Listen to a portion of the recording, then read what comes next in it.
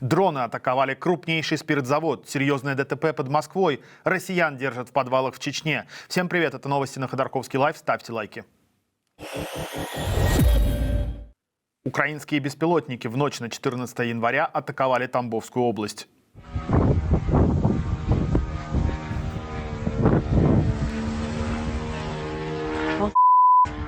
По данным телеграм-каналов «Шот» и «Астра», взрывы раздались в районе спиртзавода в поселке Новая Ляда. На предприятии начался пожар. В Новой Ляде находится один из крупнейших спиртзаводов России – Амбер Талвис. В 2024-м его национализировали. «Астра» при этом уточняет, что в Новой Ляде также расположен военный полигон. Он мог быть первоначальной целью дронов. Местные власти подтвердили факт удара, однако утверждают, что дрон был один и его сбили. В сообщении говорится, что незначительно поврежден был один из домов, а пострадавших нет. Сирена воздушной тревоги минувшим вечером звучала и над Липецком.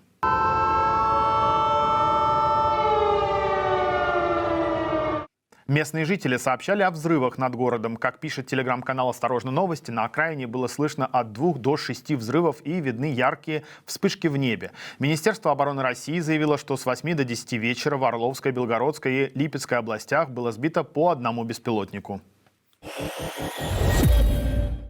В Чечне россиян, решивших вступить в Ахмат и отправиться на войну, удерживают в подвалах местных отделов полиции. Их используют как замену для чеченцев, которых родственники выкупают с фронта за 300-500 тысяч рублей. Условия содержания крайне тяжелые, людей держат месяцами, без документов, нормальной еды и доступа к туалету. Туалеты позакрывали, сыти, не кормят в воскресенье. Когда захочет, пойдут, там покормят, не покормят. Короче, попали мы как бы в рабство, именно в кавказский плен. По словам удерживаемых, они стали частью схемы обмена. Чеченцы выкупают своих провинившихся земляков из зоны боевых действий, а вместо них в тюрьмах удерживают добровольцев, которых затем отправляют на фронт для участия в мясных штурмах. Никто из них контрактов не подписывал и денег за это не получил. По данным издания «Астра», таких случаев в республике насчитываются сотни. В Волгограде загорелся нефтеперерабатывающий завод «Лукойла». Что-то горит там. Да, прям там нормально подорвало. Пожар произошел ранним утром в Красноармейском районе города. По сообщениям местных жителей, около 4 часов утра прогремел взрыв. По данным издания В1, очаг возгорания находился на установке номер 18 гидроочистки дизельного топлива. Огонь потушили, пострадавших и погибших по официальным данным нет. Как уверяют местные оперслужбы, причиной пожара стала нештатная ситуация, не связанная с внешним воздействием. Однако точные обстоятельства происшествия пока выясняются. Служба безопасности завода запретила сотрудникам фотографировать место происшествия и распространять информацию в мессенджерах, пригрозив, цитата, «самыми серьезными последствиями». Еще один пожар в Дагестане. В Хасавюрте загорелся мебельный цех. Пожар перекинулся на 4 частных жилых дома. 7 человек, включая 4 детей, удалось спасти из огня. Площадь возгорания превысила 1500 квадратных метров. Крупная авария в Подмосковье. Под Солнечногорском вечером 14 января столкнулись несколько автобусов и легковых автомобилей. Телеграм-канал «Осторожно Москва» писал об одном пострадавшем. По его данным, из-за ДТП было парализовано 8 километров Ленинградского шоссе. Однако в сообщении Дептранса о пострадавших ничего не говорится, а пробка, по данным департамента, растянулась лишь на километр. Тем временем во Владивостоке развернулся сюжет, достойный бюджетного боевика.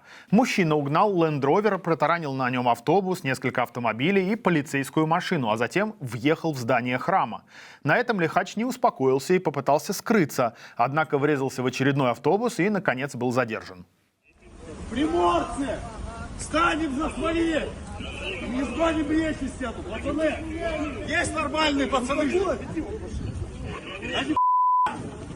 Пацаны!